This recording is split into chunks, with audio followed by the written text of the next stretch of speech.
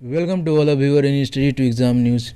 इस ट्यूटोरियल्स के अंदर आप सब जान सकोगे 100 ऑब्जेक्टिव क्वेश्चन जो झारखंड से जुड़ी हुई है, जो आने वाले किसी भी झारखंड के किसी भी डिपार्टमेंट के एग्ज़ाम के लिए ये काफ़ी महत्वपूर्ण है।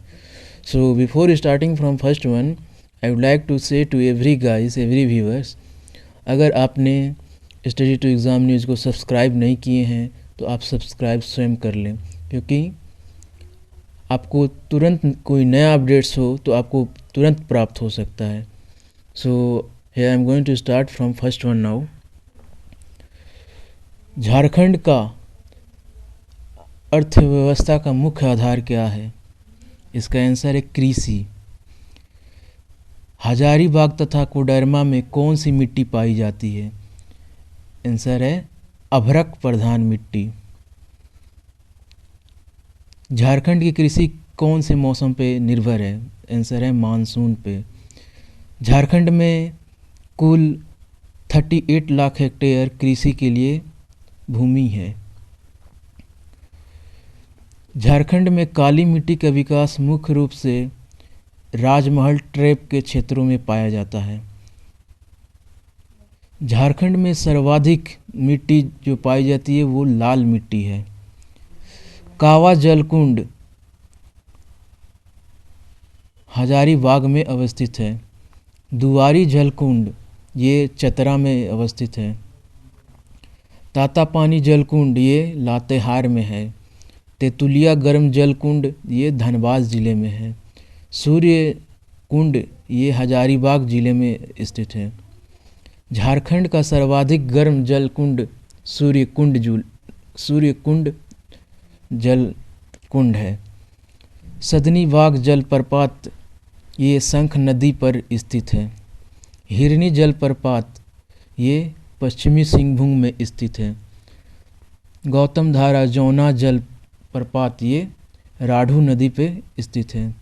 दसम जलप्रपात ये कांची नदी पर स्थित है। दसम एवं गौतम धारा जलप्रपात ये रांची में अवस्थित है। हुंडरू जलप्रपात ये स्वर्णरेखा से जुड़ी हुई है। झारखंड का दूसरा सबसे बड़ा जलप्रपात हुंडरू है जो रांची में स्थित है। बूढ़ा घाघ लोघा घाघ जलप्रपात ये लातेहार में स्थित है। कनाडा डैम ये दुमका जिले में अवस्थित है। सर्वाधिक जलप्रपात रांची जिले में मिलते हैं। झारखंड का सबसे ऊंचा जलप्रपात बूढ़ा घाघ जलप्रपात है। स्वर्णरेखा बहुउद्देशीय परियोजना ये झारखंड एवं पश्चिम बंगाल एवं उड़ीसा के से जुड़ी हुई है। स्वर्णरेखा बहुउद्देशीय परियोजना ये काफ़ी इम्पोर्टेंट क्वेश्चन है। मयूराक्षी परियोजना ये झारखंड और पश्चिम बंगाल के राज्यों द्वारा चलाई जाती है। मयूराक्षी परियोजना के अंतर्गत दुमका जिले में किस स्थान पर डैम निर्माण किया गया है? इसका आंसर है मसानजोर में, जो कनाडा सरकार के सहयोग से ये मयूराक्षी परियोजना बनाया गया है। Next one now here. Damodar घाटी परियोजना की रूपरेखा अमेरिका के किस योजना के आधार पर तैयार किया गया है? इसका आंसर है टेनेसी घाटी योजना के आधार पर दामोदर घाटी परियोजना का निर्माण कराया गया है। दामोदर घाटी परियोजना की स्थापना 1948 ईस्वी में हुई थी और दामोदर घाटी योजना दामोदर नदी के किनारे स्थित है। दामोदर घाटी परियोजना झारखंड और पश्चिम बंगाल राज्यों के संयोग से ये बनी हुई है। दामोदर घाटी परियोजना के अंतर्गत कुल 8 बांध जो हैं निर्माण किया गया है, कुल 8 बांध। Next one now here. Bansloi नदी ये बांस पहाड़ से निकलती है। फल्गु नदी को झारखंड में किस नाम से जाना जाता है? इसका आंसर है निरंजन या लीलाजन नाम से फल्गु नदी को जाना जाता है। रामायण में किस नदी का सुमागधी कहा गया था?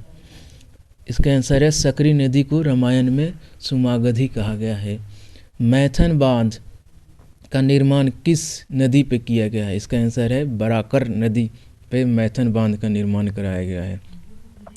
चैंडिल डैम किस नदी पर स्थित है? आंसर है स्वर्णरेखा नदी पर चैंडिल डैम स्थित है। गंगा नदी झारखंड के कौन से जिले से गुजरती है? आंसर है साहेबगंज जिले से गंगा नदी क्रॉस करती है। तिलैया बांध का निर्माण किस नदी पर किया गया है? इसका आंसर है बराकर नदी पर। कोनार बांध का निर्माण कोनार नदी पर स्थित है। बोकारो बांध का निर्माण बोकारो नदी पर स्थित है। और बाल पहाड़ी बांध का निर्माण ये बराकर नदी पर कराया गया है। बरमो एवं अय्यर बांध का निर्माण ये दामोदर नदी पे कराया गया है। झारखंड के किस शहर में दामोदर घाटी निगम की भूमि संरक्षण डिवीजन है? आंसर है हजारीबाग। पंचेत बांध का निर्माण दामोदर एवं बराकर नदी के संगम पे कराया गया है। भारत का प्रथम बहुउद्देशीय नदी घाटी परियोजना को दामोदर नदी घाटी परियोजना कहते हैं। स्वर्णरेखा नदी कहाँ से निकलती है? इसका आंसर है छोटा नागपुर का पठार से स्वर्णरेखा नदी निकलती है। झारखंड के किस नदी के रेत में सोना पाया जाता है? आंसर है स्वर्णरेखा जिस पे सोना पाया जाता है। जुमार, रारू, कांची, खरकाई एवं संजय किसकी सहायक की नदी है? आंसर है स्वर्णरेखा की सहायक नदी है। स्वर्णरेखा एवं खरकई नदियों का संगम कौन से नगर से अवस्थित है? आंसर है जमशेदपुर। उत्तरी कोयल नदी कहाँ से निकलती है? आंसर है रांची पठार के मध्य भाग पिस्का से ये उत्तरी कोयल नदी निकलती है। औरंगा एवं अमानत उत्तरी कोयल नदी की सहायक है। दक्षिणी कोयल नदी कहाँ से निकलती है? इसका आंसर है छोटा नागपुर के पठार से। कारो किस नदी की सहायक है? आंसर है दक्षिणी कोयल नदी की सहायक है। मयूराक्षी नदी तिरकुट की पहाड़ी देवघर से निकलती है। गुमानी नदी राजमहल के पहाड़ी से निकलती है। और ब्रह्मानी नदी दुधवा पहाड़ी से दुमका से निकलती है। झारखंड राज्य में गर्म जलकुंडों का जल त्वचा रोगियों के लिए लाभदायक है। वो कौन सी नदी है? क्यों? इसमें खनिज एवं लवण एवं गंधक मिला होता है, इसलिए झारखंड के गर्म जलकुंडों का जल त्वचा के लिए काफ़ी सहायक होता है। नाउ नेक्स्ट वन,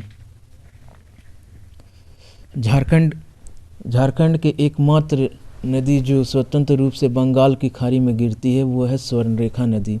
धनबाद किस जिले के नदी के तट पर बसा है? आंसर है दामोदर। झारखंड के सर्वाधिक प्रदूषित नदी है दामोदर। झारखंड में लौह अयस्क किस प्रकार की चट्टानों में पाया जाता है? धारवाड़ में पाया जाता है। झारखंड में कौन सा नदी बंगाल का शोक के नाम से जाना जाता है? आंसर है दामोदर नदी। बराकर, बोकारो, कुनार एवं भेरा किस नदी की सहायक नदी है? दामोदर नदी की ये सहायक नदी है। झारखंड की सबसे बड़ी और लंबी नदी दामोदर है। दामोदर नदी छोटा नागपुर के पठार लातेहार जिले से निकलती है। झारखंड का सर्वाधिक गर्म स्थान जमशेदपुर है एवं सर्वाधिक ठंडा स्थान नेतरहाट है।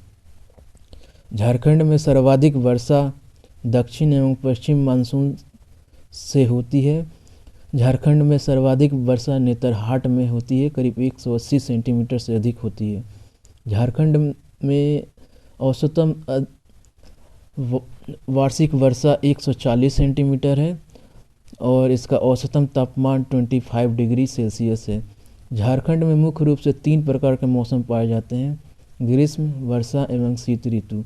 झारखंड की जलवायु उष्णकटिबंधीय मानसूनी है। छोटा नागपुर का पठार राज्य के कुल विभाग का कितना प्रतिशत क्षेत्र से घिरा हुआ है? करीब 47.8% क्षेत्र से घिरा हुआ है छोटा नागपुर का पठार। झारखंड के कौन कौन से ज़िले जो उड़ीसा को स्पर्श करती है? ये है सिमडेगा, सिमडेगा, पूर्वी सिंहभूम, पश्चिमी सिंहभूम, सरायकेला, खरसावा। कौन सी रेखा झारखंड के बीच से गुजरती है? वो है कर्क रेखा। झारखंड का सबसे ऊंचा भूभाग कौन सा है? ये है पाट क्षेत्र, पारसनाथ पहाड़ी को छोड़कर। पाट क्षेत्र का औसतन ऊंचाई 900 से 1100 मीटर है। रांची एवं हजारीबाग का पठार, मध्यवर्ती पठार, किस प्रकार के मैदान से का अच्छा उदाहरण है? इसका आंसर है उत्तित संप्राय मैदान। हजारीबाग एवं रांची का पठार को एक दूसरे से कौन से अलग जो करता है वो है दामोदर नदी। मध्यवर्ती पठार, रांची एवं हजारीबाग के पठार का औसतन ऊंचाई 600 मीटर है। रांची के पठार एवं सिंहभूम के पठार के मध्य में कौन सी पहाड़ी स्थित है? पोराहाट की पहाड़ी, जो रांची के पठार और सिंहभूम के पठार के बीच में स्थित है। झारखंड की सबसे ऊंची चोटी कौन है? आंसर है पारसनाथ की पहाड़ी, जो सबसे ऊंची चोटी है, 1365 मीटर। राजमहल ट्रैप झारखंड के किस भाग में स्थित है? आंसर है उत्तरी पूर्व भाग में। खनिजों का भंडार घर के नाम से किसे जाना जाता है? छोटा नागपुर के पठार को खनिजों का भंडार घर के नाम से जाना जाता है। छोटा नागपुर का पठार किस प्रकार की स्थलाकृतियों द्वारा निर्मित हुआ है? संप्राय, धरातल एवं अवशिष्ट स्थलाकृतियों द्वारा निर्मित हुआ। छोटा नागपुर का पठार का कुल क्षेत्रफल कितना है? टोटल क्षेत्रफल 83,227 वर्ग किलोमीटर है। छोटा नागपुर का पठार राज्य के कुल भूभाग का कितना प्रतिशत है? करीब 47.8% है। झारखंड उत्तरी गोलार्ध में स्थित है। झारखंड भारत के उत्तर पूर्व दिशा में स्थित है।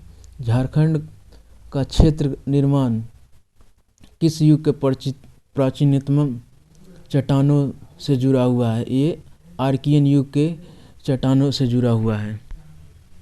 झारखंड की सीमा से भारत के कितने राज्य की सीमा जुड़ी हुई है? करीब 5, जो अलग अलग राज्यों से जुड़ी हुई है। झारखंड के कौन से जिले में राज्य की सीमा स्पर्श नहीं करती? वो है लोहरदगा एवं खूंटी। झारखंड की उत्तरी सीमा पर कौन सा राज्य स्पर्श करता है? आंसर है बिहार। झारखंड में कुल कितने ज़िले हैं जो बिहार को स्पर्श करती है? कुल 10 ज़िले हैं जो बिहार से स्पर्श करती है। झारखंड की पश्चिमी सीमा किस राज्य से लगी हुई है? आंसर है छत्तीसगढ़ एवं उत्तर प्रदेश। झारखंड का कौन सा जिला उत्तर प्रदेश की सीमा को स्पर्श करता है? आंसर है गढ़वा, जो उत्तर प्रदेश की सीमा को स्पर्श करता है। झारखंड में कौन से जिले छत्तीसगढ़ को स्पर्श करते हैं? आंसर है गुमला, लातेहार, सिमडेगा, गढ़वा।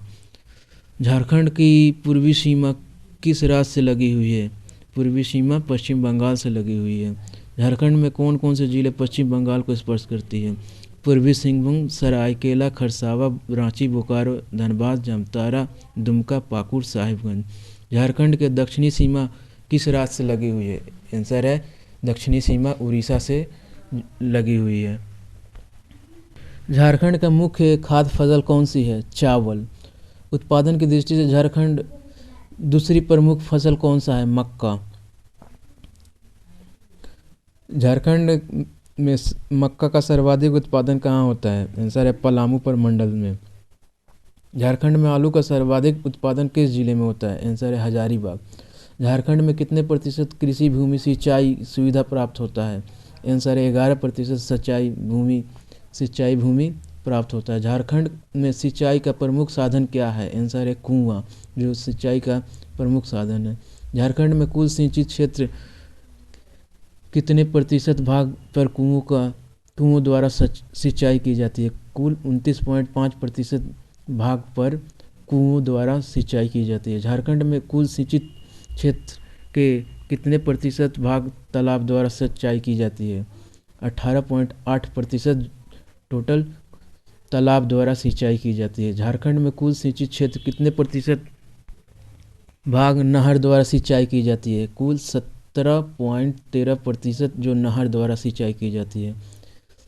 नलकूप द्वारा सिंचाई की जाती है 8.4%। सिंचाई की जाती है। झारखंड में कुल क्षेत्रफल में वनों का वन एवं जंगल का प्रतिशत कितना है? टोटल 29.61% है। झारखंड में भारत के कुल वनों का लगभग कितना प्रतिशत भाग पाया जाता है? कुल 3.1% भारत के कुल वनों का भाग पाया जाता है। झारखंड में प्रति व्यक्ति कितना वन है? करीब 0.10 हेक्टेयर है प्रति व्यक्ति। झारखंड में कुल वनों का क्षेत्रफल में कितना प्रतिशत हिस्सा सुरक्षित, आरक्षित एवं अवर्गीकृत वन है? कुल 80.4 जो है सुरक्षित है, 16.8 आरक्षित है, अवर्गीकृत कुल 0.14% है, 0.14%। झारखंड का सबसे प्रमुख वृक्ष कौन है? साल। किस वृक्ष को पर्णपाती वनों का राजा कहा जाता है? साल को। झारखंड का सर्वाधिक वनाच्छादित जिला कौन सा है? चतरा। झारखंड का सबसे कम वनाच्छादित जिला कौन सा है? देवघर। झारखंड में कितने राष्ट्रीय उद्यान एवं आश्रयणी है? करीब 1 राष्ट्रीय उद्यान और 11 आश्रयणी है। झारखंड में के किस पार्क को राष्ट्रीय दर्जा प्राप्त है? बेतला नेशनल पार्क को राष्ट्रीय दर्जा प्राप्त है। विश्व का सर्वप्रथम बाघों की गणना कब और कहाँ कराई गई थी? आंसर है 1932 ईस्वी में बेतला नेशनल पार्क में बाघों का सर्वप्रथम गणना की गई थी। दलमा अभयारण्य किस जिले में अवस्थित है? आंसर है पूर्वी सिंहभूम में। हाथी परियोजना की शुरुआत किस वन्य जीव अभयारण्य से हुई थी? आंसर है दलमा वन्य जीव अभयारण्य जो पूर्वी सिंहभूम में स्थित है। पलामू में प्रोजेक्ट टाइगर की स्थापना किस वर्ष की गई थी? आंसर है 1972 ईस्वी में प्रोजेक्ट टाइगर की स्थापना की गई थी। बेतला राष्ट्रीय उद्यान किस जिले में अवस्थित है? आंसर है लातेहार पलामू प्रमंडल में ये अवस्थित है। झारखंड में कुल क्रियाशील जनसंख्या का लगभग कितना प्रतिशत भाग कृषि कार्यों में संलग्न है? करीब 75% भाग कृषि कार्यों में संलग्न है। सो ये रहा करीब 100 क्वेश्चन जो आने वाले झारखंड राज्य द्वारा किसी भी आयोजित एग्ज़ाम में ये आपके लिए इम्पोर्टेंट हो सकता है। अगर आप सभी को पसंद आए तो कृपया करके इसे ज़रूर लाइक कीजिएगा और शेयर कीजिएगा ताकि दूसरों को भी ये नॉलेज से उन लोगों को एग्ज़ाम में अच्छा स्कोर करने का फ़ायदा मिले। So thank you to every guys and every viewers. And मैं कहना चाहूँगा कि आप लोग कृपया करके इसको सब्सक्राइब ज़रूर कर लें ताकि आपको नया अपडेट्स झारखंड से जुड़े कोई भी मिल सके। So thank you to every guys, have a good day and best of luck for you all upcoming.